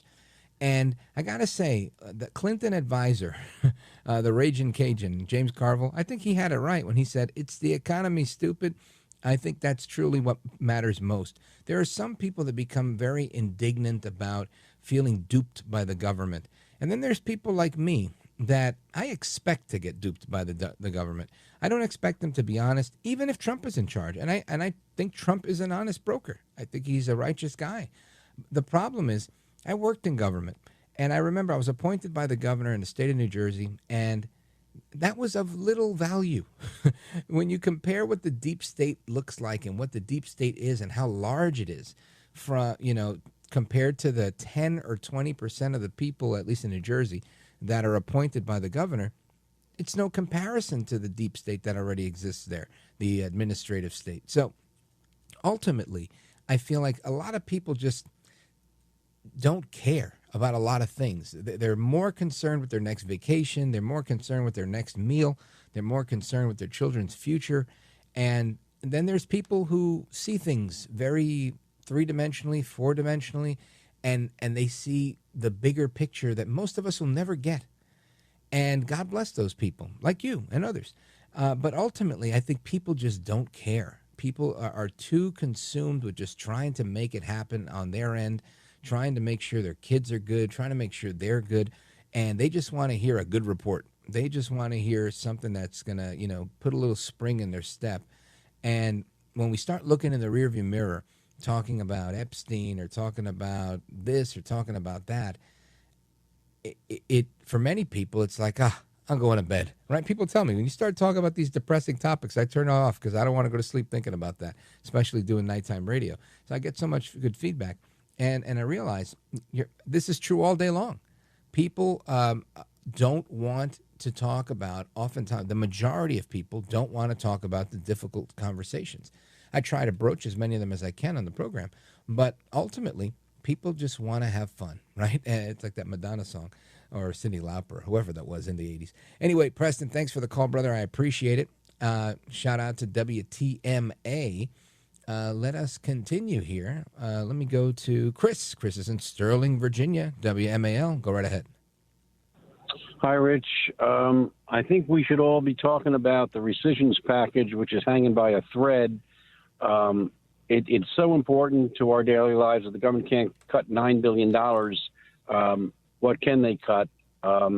Unfortunately, that Bush program, Bush, the guy that gift that keeps giving, he had this $400 million package of help with AIDS in Africa that survived the cut. But, you know, if this thing passes, that's the end of PBS. And I think that's more important than Jeffrey Epstein, which is just a non-starter with me. I mean, it's salacious, but to me, rescissions is more interesting. I don't know. Sure. No, listen, I just made that comment, right? Ultimately, people care about the money, what matters to their pocketbook. And we just, I don't know, 10 minutes ago, hung up with Congressman Mike Haridopolos, and he said he was ready to go in there and vote on the crypto package, and he feels that all of these bills are going to go through. So my hope is that it's more than hanging on by a thread. I'm hoping that tomorrow's Friday. We'll see some good news overnight, and maybe throughout the day tomorrow. He said they're all prepared to vote tonight, and I'd say by Monday, or at least over the weekend, we're going to have some good news on the rescissions package, on the stablecoin bill, on the president signing the Genius Act. I mean, what a busy, productive week for Congress, for America it'll be with all of these things coming through. And I'm confident that they will. And if they don't come out exactly as nicely as I'd like them to, like you just mentioned, right, you know, certain programs surviving and not making the cut, there's always next time, right? Something I learned working in government is you do have to bend. You cannot go in there thinking that you can't compromise. You'll never succeed. In order for you to get something you want, somebody else has to get something that they want. And the idea, the name of the game, is to have enough leverage where you can get more of what you want and minimize their impact. And that's literally the definition of politics, right? Influencing the balance of power. So good points. I agree with you. Chris in Sterling, Virginia, WMAL. Thanks for the call. Folks, we come back. Your calls and more. Don't go anywhere. This is America at Night with Rich Valdez.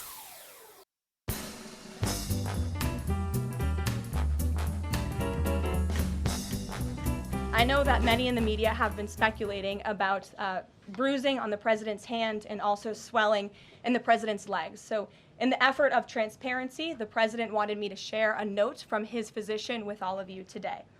In recent weeks, President Trump noted mild swelling in his lower legs. In keeping with routine medical care and out of an abundance of caution, this concern was thoroughly evaluated by the White House medical unit. The president underwent a comprehensive examination, including diagnostic vascular studies. Bilateral lower extremity venous Doppler ultrasounds were performed and revealed chronic venous insufficiency, a benign chronic venous insufficiency. All afternoon long, I have been watching doctor after doctor say this means that the blood isn't flowing that great, and that other than that, he's going to be okay. One guy said it's probably because he flies so much, he's going to need to increase his blood flow a little bit. We'll learn more about it as it goes, but not a fatal thing, not an incredibly serious thing, but a grateful thing, right? I'm not grateful that he's sick, but I'm grateful that the White House is being transparent. Man, I told you there's a lot going on, and there's still another hour left to go, so keep it locked right here. We're going to continue our conversation, giving you, honestly, what I don't think you're going to get anywhere else. Long-form, in-depth conversation with people that know what's going on, and then reaction from callers all over America in real time, live and national, from one side of this country all the way to the other. All right, amigos, Rich Valdez, and we're coming right back for another hour. Don't go anywhere.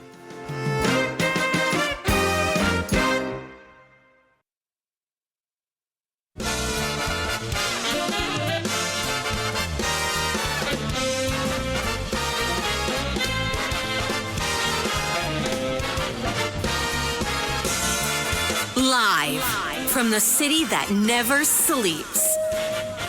17 miles from Madison Square Garden, New York City. It's America at Night with Rich Valdez, America's favorite late night talk program, featuring interesting guests from around the world and calls from across America.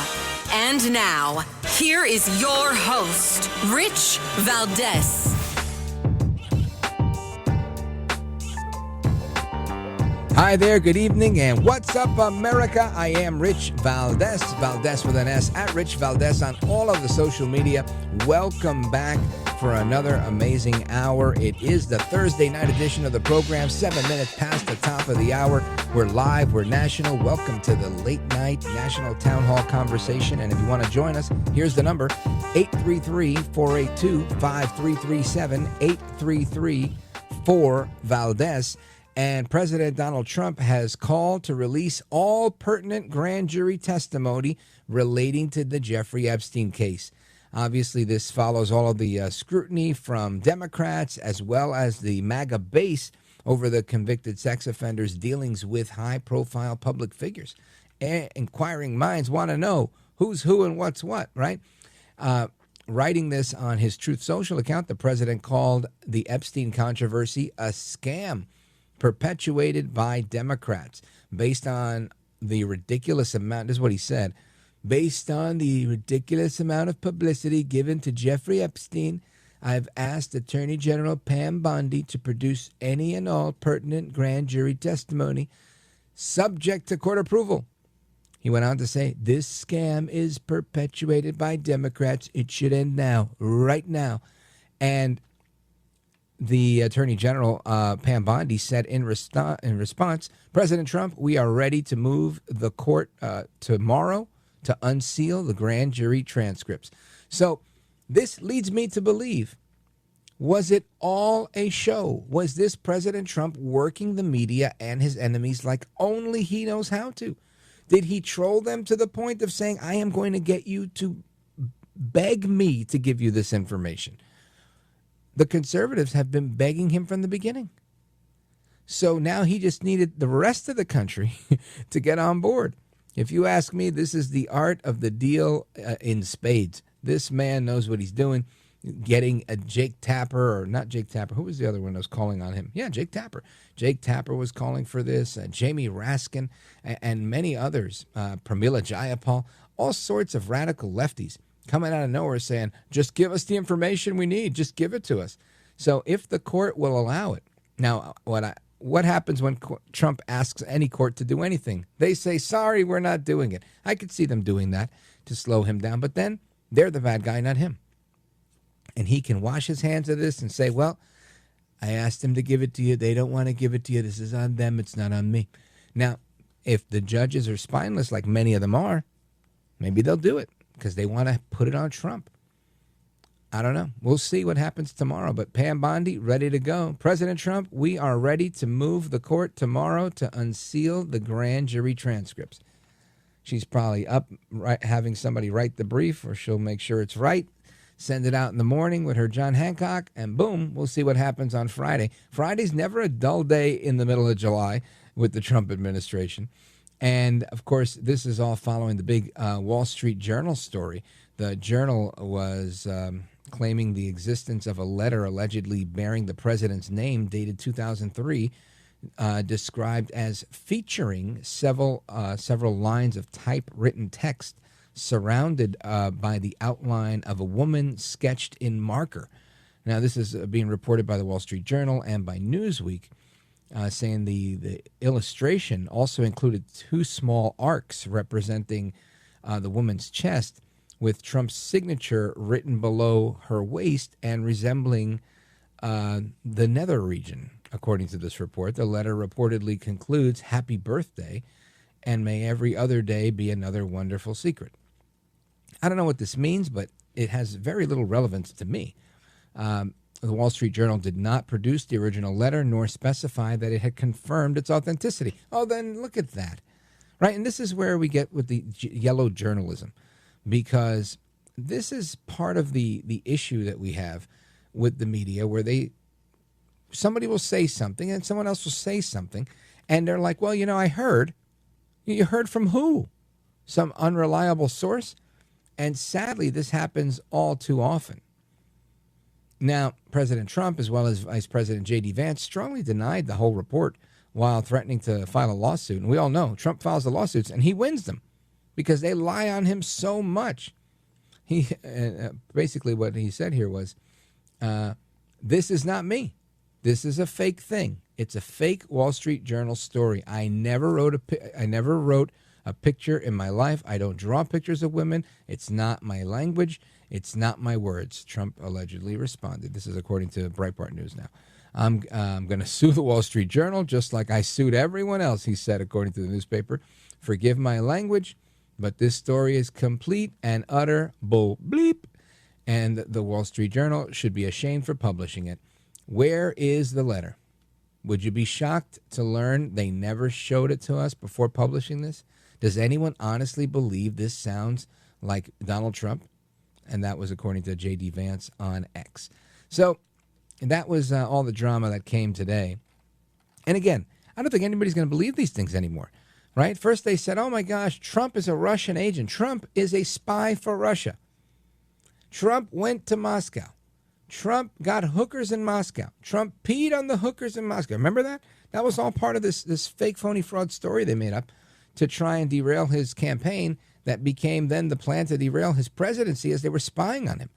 I mean, the stuff that they've done to Trump is something that we've just literally never seen happen to another president. You find me another president that had the administration, the deep state within, spying on them from their candidacy. I mean, really, out of control stuff. And then folks in the media. And it's funny, I'll share a little inside baseball with you. I was doing a TV hit about a week ago. And some of the people that were on set and some of the people behind the scenes during a commercial break, we were talking. And there was somebody around that used to work for the Wall Street Journal. And the comment to them was, man, how the Journal has changed. And they were like, well, what do you mean? In what area? And they were like, in every area. They're talking about the Green News scam and almost praising it. He's like, it's amazing what they won't publish nowadays. And the other guy says, oh, I haven't noticed that change. And he said, yeah, I think this is the influence of the new owners, right? Which is, again, it's News Corp, but it's Rupert Murdoch's sons. And he's got one son that's a lot more liberal than the other one. That's liberal as well.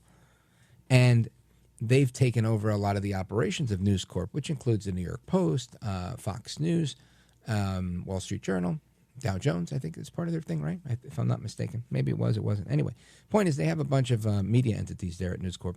And it was just an interesting thing because the question becomes, do you have so much money you can afford to ruin your product, alienate your customers, and lose, right? Because ultimately that's what happens. This is why people stop, they jump ship on certain things. It's okay to have a disagreement about something, but it's not okay to just change your position on something entirely. And I don't mean change your mind. I used to think this, but now I think this. No, I mean, like, the Wall Street Journal has always been a conservative-leaning in their op-ed section, right? For the most part, like the New York Post, versus the Daily News, and this seems to be changing. Even Fox News, many argue, have become a lot more moderate or liberal in their reporting, which didn't earn them the audience that they have. So what do? Right? Well, I think ultimately people jump ship. That's why you have this powerhouse in the top 5, top 4 most times, Newsmax TV, right? Because people who gave up on Fox, didn't like what was going on, they said, you know what? We're going to go ahead and find this new channel. And with that, there's a bunch of new streaming channels, and people are into those. And people are watching more YouTube. And here comes Rumble, right? So people want what they want. And if the media is not going to tell the truth, people are going to find the truth somewhere else. And that's just the bottom line. Anyway, we're going to continue with your calls and more. 833-482-5337, 833-4-Valdez. And we're going to talk a little bit about Generation Z. Are younger voters now leaning towards the Republican Party, more conservative issues? Is this their search for truth? Is the fact that they've abandoned traditional media and maybe started listening to podcasts on demand or radio whenever they feel like it? Does this have something to do with it? We're going to find out in a moment. Don't go anywhere. This is America at Night with Rich Valdez.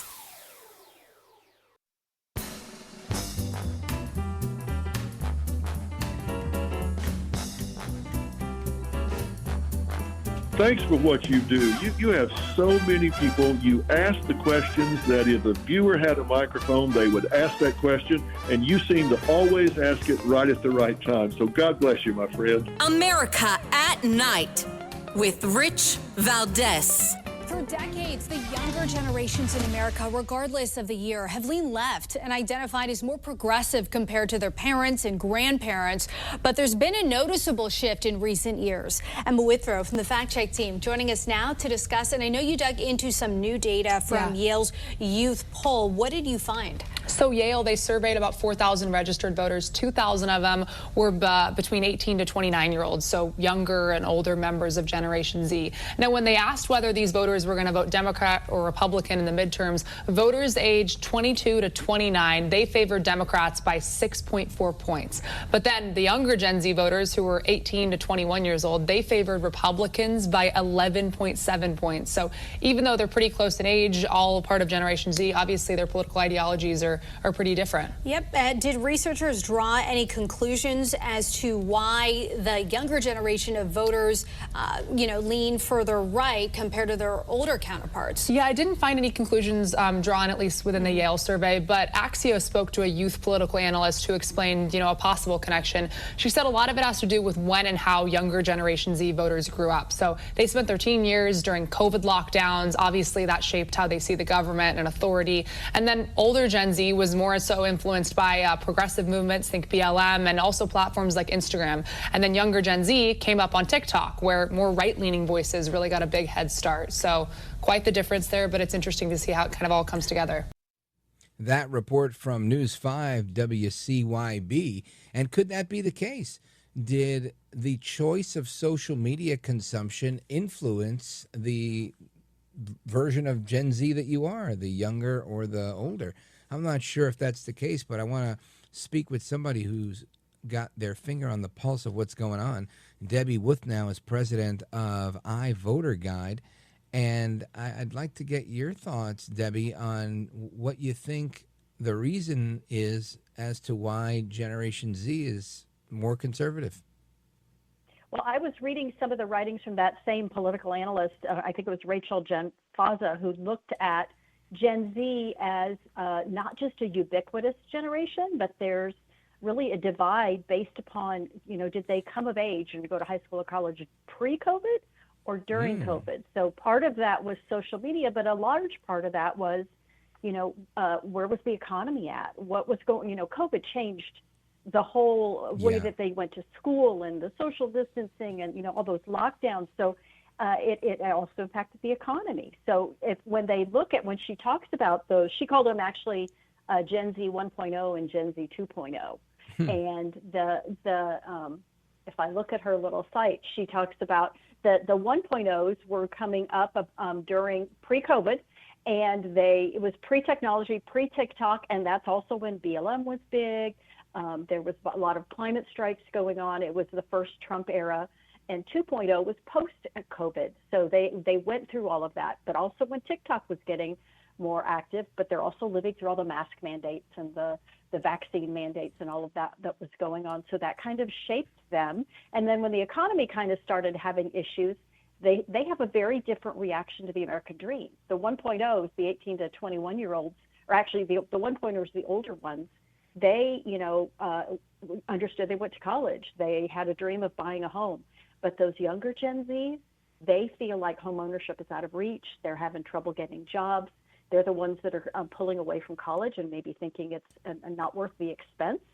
So I think that's part of that's pulling them further over to the right in this analysis. And I found it a fascinating study out of Yale. Yeah, I agree. And I really like the delineation between Gen Z 1.0 and 2.0. I happen to have one of each. And I have a daughter that's 24 and one that's 19. And it's I don't know that they fall into either of those categories, but it's interesting to see how so many other things matter. Like COVID did change the game for so many different things. And it's just very interesting, very interesting. It's a few short years, 4 years apart. But wow, what a difference. And you're right, the economy changed. The safety and security of the world changed in many ways. The presidency changed. The messaging all over the media changed. And how does this reflect, Debbie Wuthnow, you being president of iVoterGuide, how does this reflect their voting patterns? Just because some of them embrace more biblical values, does that translate into the voting booth? Well, I think we've seen it happen, at least in the 2024 election. We saw a kind of a shift with the younger Gen Z men that voted for Trump at a higher level than they had in the past. I mean, many analysts would say that helped Trump get elected, was the increasing amount of younger men who turned out for President Trump. But this is the first time I've seen an analysis where, typically the younger people, they still go strongly for Democratic candidates. It's just kind of been moving in their direction.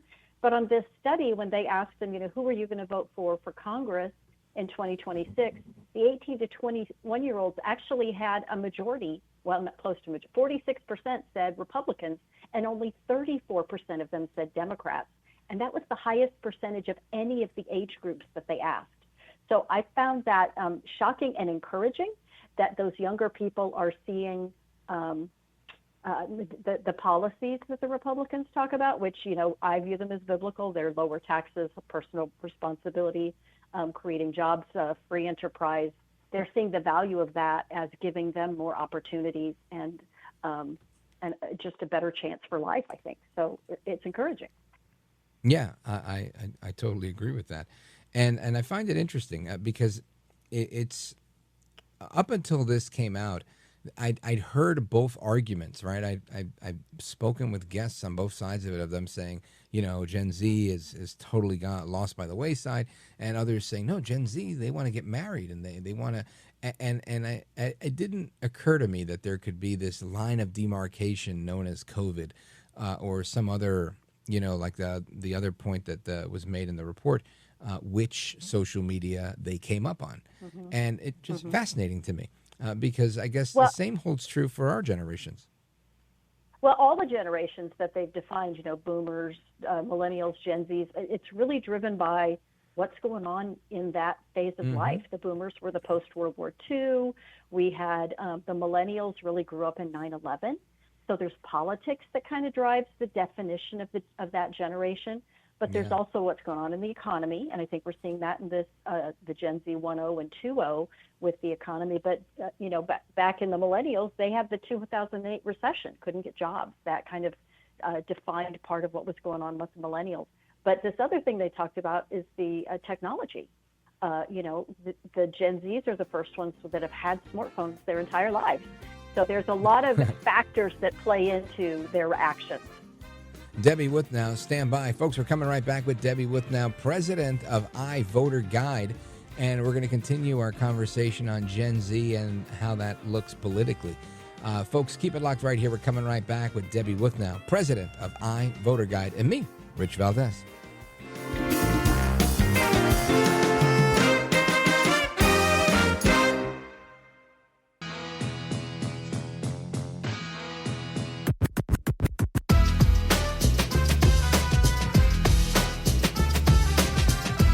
Voted best head of hair in live late night radio 6 years in a row. It's Rich Valdez.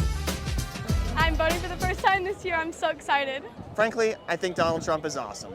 If I could describe Donald Trump in one word, it would be strong. I definitely respect the conservative values and Christian values of Republicans, and I am very pro-life. I actually spoke with Laura Trump earlier, and I got to take pictures with her. I believe that everyone needs to go and buy more guns rather than getting rid of all of their guns, because bad men, evil men, corrupt men who are criminals, if they want to go and get a gun, they're going to find a way to get a gun. That was insane, the assassination attempt. And the way he stood up, put his fist in the air, fight, fight, fight.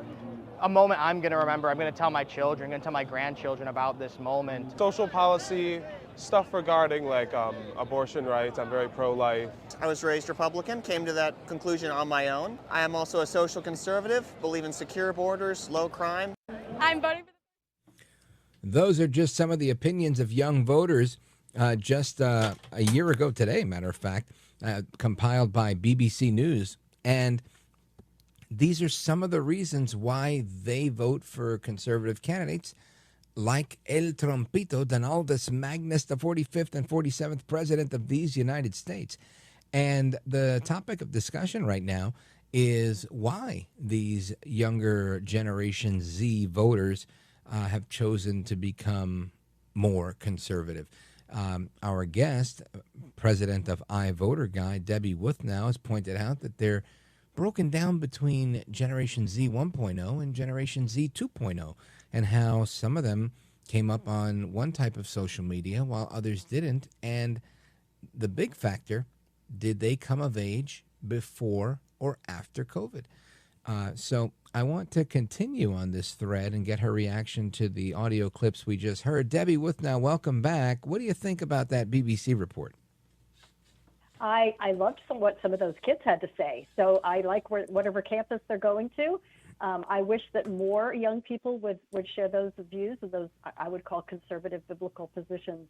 But we're moving in the right direction based on this poll, and as they understand and are becoming more aware of what's going on, and standing for life and standing for limited taxes and Second Amendment, those are all the biblical conservative positions that we would desire for those kids to grow. And typically they don't start there. Typically you start pretty liberal and you move conservative as you get older. So I love that they're moving to the right at a younger age. You know, and maybe TikTok can take the blame for this, and maybe COVID can take the blame for that. But I do feel like there's more, and I don't know what that more is. But I can tell you, just in regular life, like in real life, every now and again I'll go to a Young Republicans event, and in the last few years, the Young Republicans have it's like they're on steroids. I mean, these groups are larger and larger.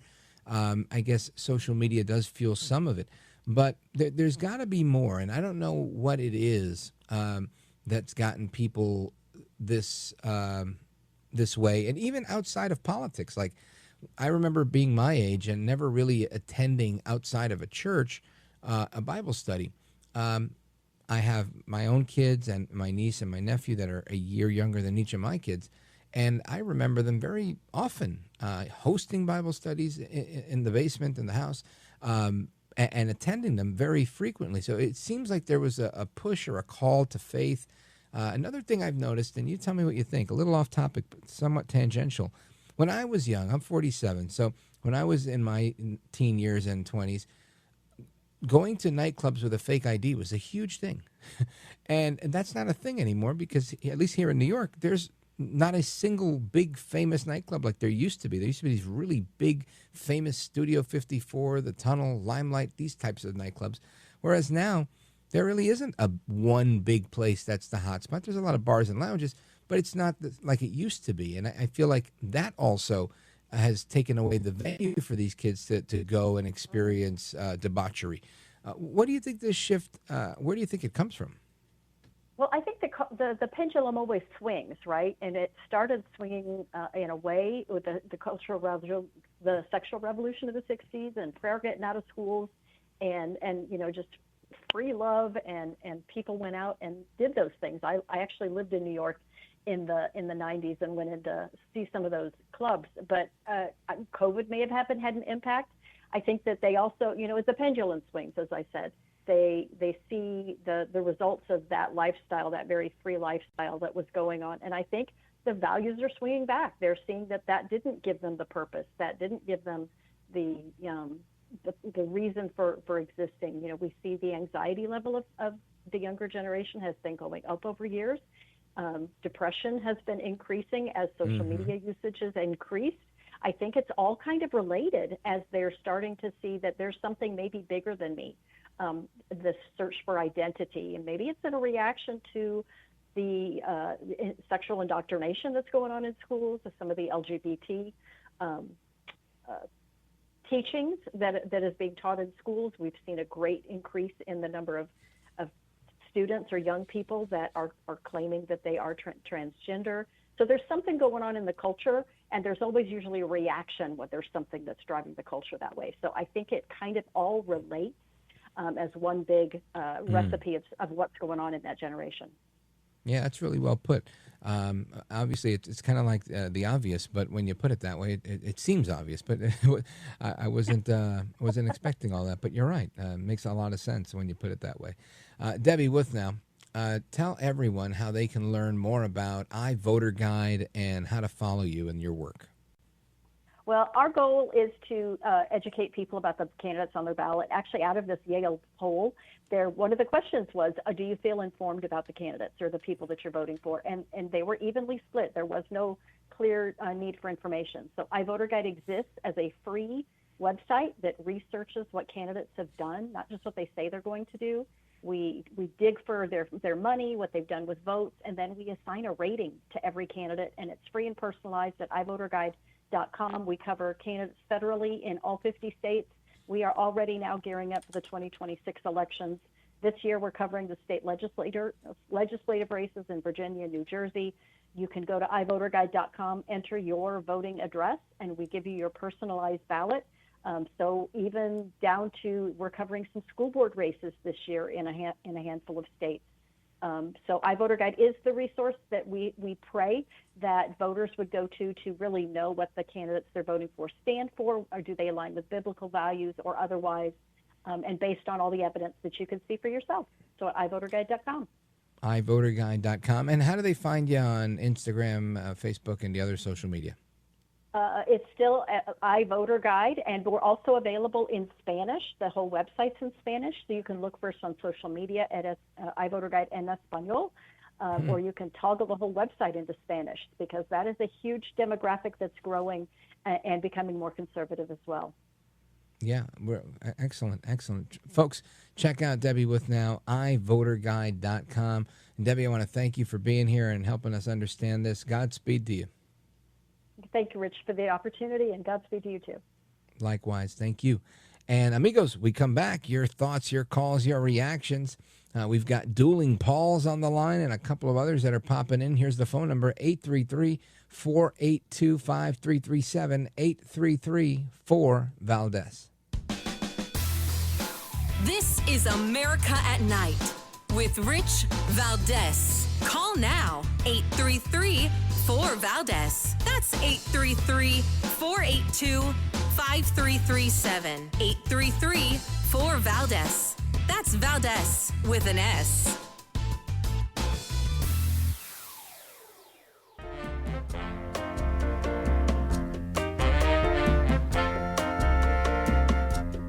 Kind of at the heartbeat of America. You sit there in this radio studio, and suddenly you hear voices. Mobile, Dallas, New York, Miami. And there's kind of a conglomeration of America all in one room. Call now, 833-4-VALDEZ. That's 833-482-5337. 833-4-VALDEZ.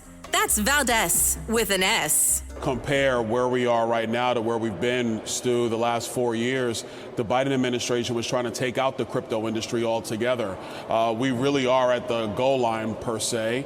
And at this point, it's about getting through the Genius Act. I think that we'll get through today. There's still some early morning meetings, but I think that's going to pass today. And then when it comes to the Clarity Act, this is about market structure, 93% of the digital assets industry. That's where I think there's going to be a much stronger attempt to deal with CBDC. And look, Stu, let me make this simple for everybody. 4 years ago or so, the Biden administration tried to put in a rule to allow the Treasury Department to have full access to every bank account of the American people. There was a universal revolt against that policy. Nancy Pelosi stripped that provision out of one of their reconciliation packages.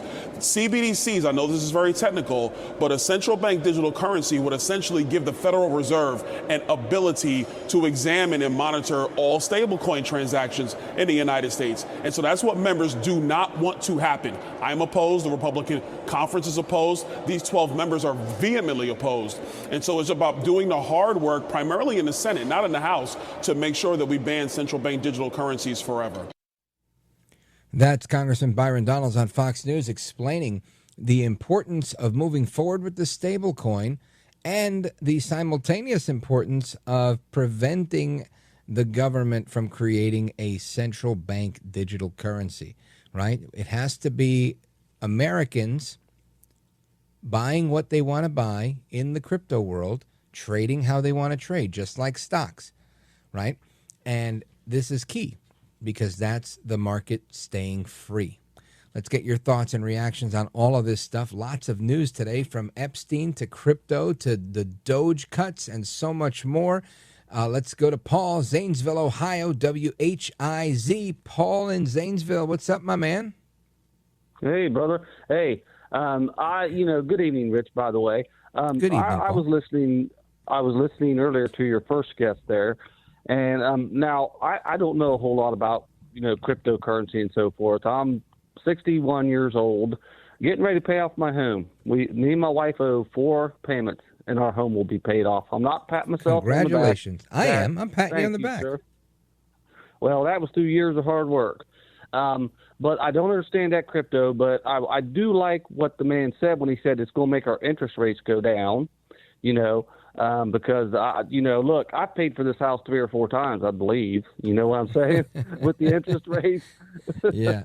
So, well, listen, all I could say to that, Paul, I think what you should do, and you don't have to listen to me at all, but if I were in your position where I'm about to pay off a home, I think I would keep paying off the home, or at least take half of that money, and I'd start putting it in crypto, because the moves are happening right now.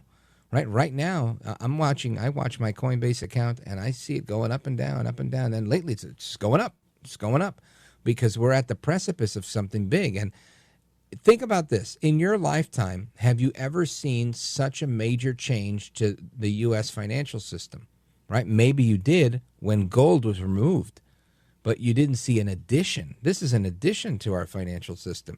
I don't think any of us have ever seen this. So I think it's fair to say that what Congress is about to legalize, right? Because it's already there, but what they're going to legalize it, which is going to add value to it. And the moment that happens, I think it will create a once in a lifetime, or at least once in our lifetime, opportunity for wealth creation.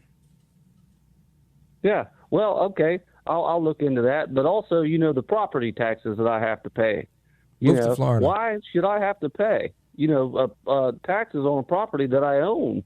I don't. Governor understand DeSantis says the same thing. I believe. Listen, I talked to people. I was in Dominican Republic 2 weeks ago, and I was talking to people there, and they're like, "We don't do that. Here, once you buy this thing, you own it forever. That's it. If it's on like a subdivision, like a condo or something like that, where there's a common area, there's some homeowner association fees, which are very minimal, like to paint the lines in the parking lot and that type of thing. But it really, really is minimal. You don't pay property taxes the way we do here, and not at the rate we do here in Jersey. I live in a blue-collar area. The taxes here, I think, are around $16,000. That's, kind of crazy. And again, low by some of the New Jersey standards, Paul. It's ridiculous. And can I ask you one more thing real quick? Sure, take your time. How are you doing over there in New Jersey with all those floods that was happening to you and so forth? Well, it's funny you say that. I live in Jersey, and I was here all those days, and I didn't see a single flood.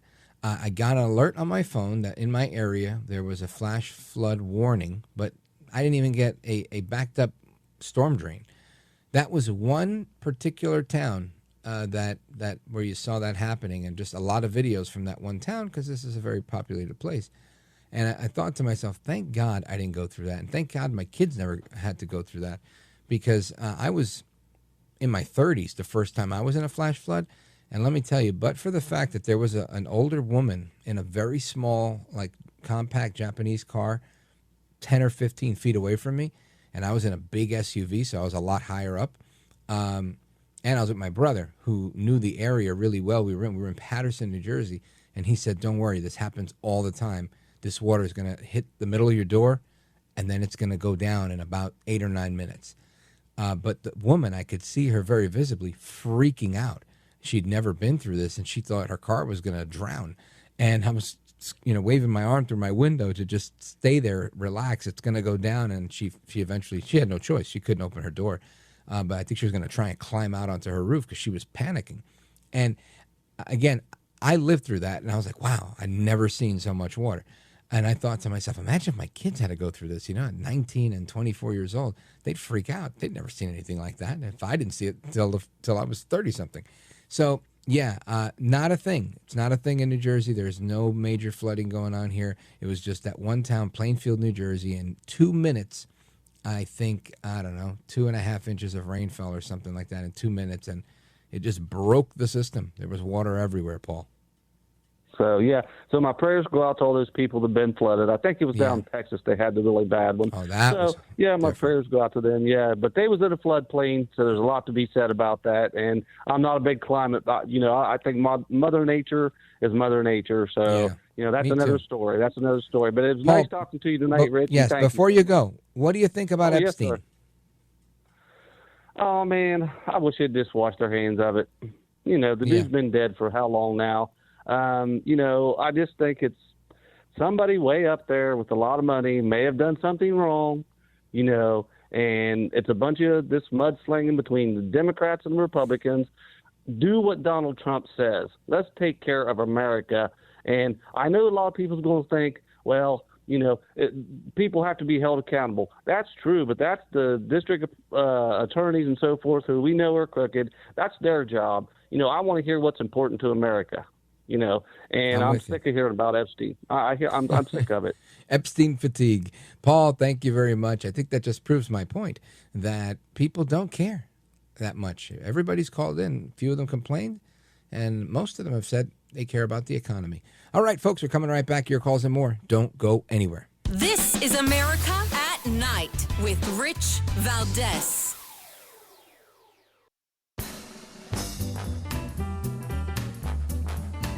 America at Night with Rich Valdez. All right, amigos, to the phones we go. I want to continue our open phone across America. Of course, a time-honored tradition here on our program, started by the late, great Larry King back in 1978, continued for 3 decades by the legend himself, the late, great Jim Bohannon, and now you and I get to do it, and we do it live.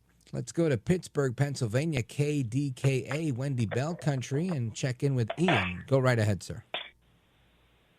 Hi. It's nice to talk to you this evening. Thank you. Likewise. I wanted to bring up some things going on as far as the money and the currency and the value of everything going on in America, especially. Just want to remind everyone that when times get tough or if things are looking uncertain and there's a lot of spending, it's always good to spend on some sort of assets, whether gold, silver, crypto of any kind, comic books, collecting cards, anything that's made in America that cannot be reprinted. I just want to remind everyone that that's a good investment long term if you have a stomach for it. Yeah, listen, I agree with you. And that's why I'm so bullish on crypto, in particular XRP, because I look at what happened with Bitcoin. And the first time I looked at Bitcoin, it was $4,500 for a whole coin. And look at it today at 117 or whatever the last time I looked. Just amazing growth there. Ian, thanks for the call. I appreciate it. Shout out to KDKA, America's oldest radio station. And amigos, I'll be back tomorrow. We're doing it again, God willing. Take care, good night, and God bless you, America. Hasta la próxima. I'm Rich Valdez.